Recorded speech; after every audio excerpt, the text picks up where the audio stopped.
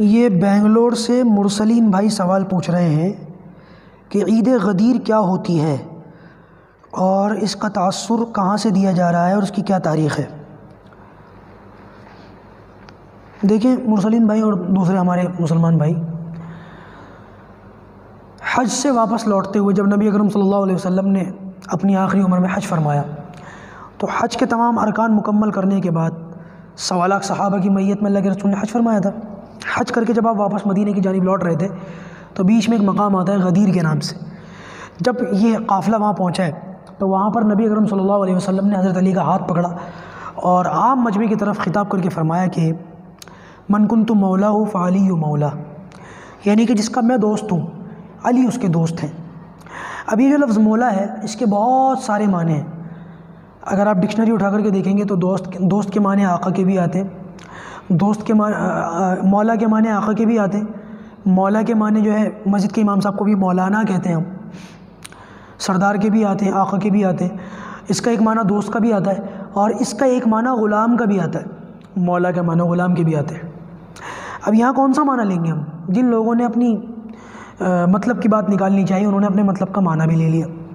اس سلسلے میں حضرت مولانا مفتی عبدالواحد قریشی صاحب ان کا ایک ویڈیو ہے بڑا زبردست، آپ اگر ادھر جائیں گے تو انہوں نے کھول کر کے ان باتوں کو سمجھایا، اس ویڈیو کو آپ ضرور دیکھیں، مجھے بہت اچھی لگی تھی۔ اب یہ بات ذرا لمبی ہو جائے گی اس لیے میں اس کی وضاحت نہیں کرتا، میں آپ سے کہتا ہوں وہ ویڈیو دیکھیں، آپ کو بہت فائدہ ہوگا۔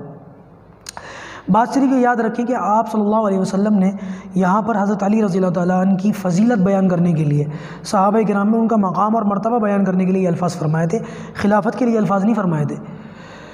بس کچھ لوگوں نے اپنا مطلب بیان کر کے الٹے سیدھے باتیں شروع کر دیں اور بہت سارے معاذ اللہ صحابہ رسول کو کافر کہنا شروع کر دیا۔ کیا پدی کا شوربہ، اپنی خود کی کیا اوقات ہے ان کی کہ وہ صحابہ رسول پر بھونکیں؟ اللہ ہماری حفاظت فرمائے ایسے لوگوں سے۔ تو بھائی مسئلہ یہ ہے کہ یہ جو معاملہ ہوا تھا نا عید غدیر کا، یہ عید غدیر تو ان بیوقوفوں نے نام دیا ہوا ہے۔ دراصل غدیر کا جو مقام ہے یہ واقعہ ہوا تھا 18 ذی الحجہ کو۔ اللہ ہدایت دے ایسے لوگوں کو جو بیوقوف بناتے ہیں، اور عوام کو بھی، بہت سارے لوگ تو ایسے ہیں جن کو حقیقت معلوم ہی نہیں ہے، وہ ان لوگوں کی باتوں کو سن کر کے وہ سمجھتے ہیں کہ ایسی یہ حقیقتیں ہیں۔ حالانکہ فیکٹس جب پڑھیں گے، ہسٹری جب پڑھیں گے تو پتہ چلے گا کہ صحابہ کا معاملہ ایسا نہیں تھا۔ گمراہ خود بھی گمراہ اور لوگوں کو بھی گمراہ کر رہے ہیں ایسے لوگ۔ اللہ ہدایت دے، اور اگر ہدایت نہیں ہے نصیب میں تو اللہ تعالیٰ ایسے لوگوں کے وجود سے زمین کو پاک کرے اپنی۔ تو یہ جو غدیر کا معاملہ پیش آیا تھا یہ 18 ذی الحجہ کا پیش آیا تھا، اور یہ 18 ذی الحجہ وہی ہے جب حضرت عثمان غنی رضی اللہ تعالیٰ عنہ کو شہید کیا گیا، یہ اتفاق ہے۔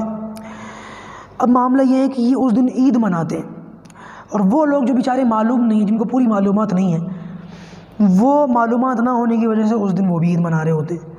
اب آپ اندازہ لگائیں کہ خلیفہ سوم، داماد رسول، اور حضرت عثمان غنی رضی اللہ تعالیٰ عنہ صحابی رسول ہیں، ان کی شہادت کا وہ دن ہے، اسی دن بندہ عید منائے تو کیا اندازہ لگ رہا ہے اس سے، کیا ذہنیت بن رہی ہے اس سے؟ آپ اندازہ لگائیں کس طرف ہمیں بلایا جا رہا ہے، کس طرف ہمیں بہکایا جا رہا ہے، اور کس طریقے سے ہماری مائنڈ پروگرامنگ کی جا رہی ہے۔ تو ہمیں ان باتوں سے بچنا چاہیے، اس کی کوئی حقیقت نہیں ہے۔ اسلام میں صرف 2 ہی عیدیں ہیں، عید الفطر اور عید الاضحیٰ، اس کے علاوہ کوئی عید نہیں ہے۔ جو بھی عید میلاد النبی یا عید غدیر کرتے ہیں یہ سب اپنی طرف سے ایجادات ہیں، اس سے اللہ تعالیٰ ہمیں بچنے کی توفیق عطا فرمائے۔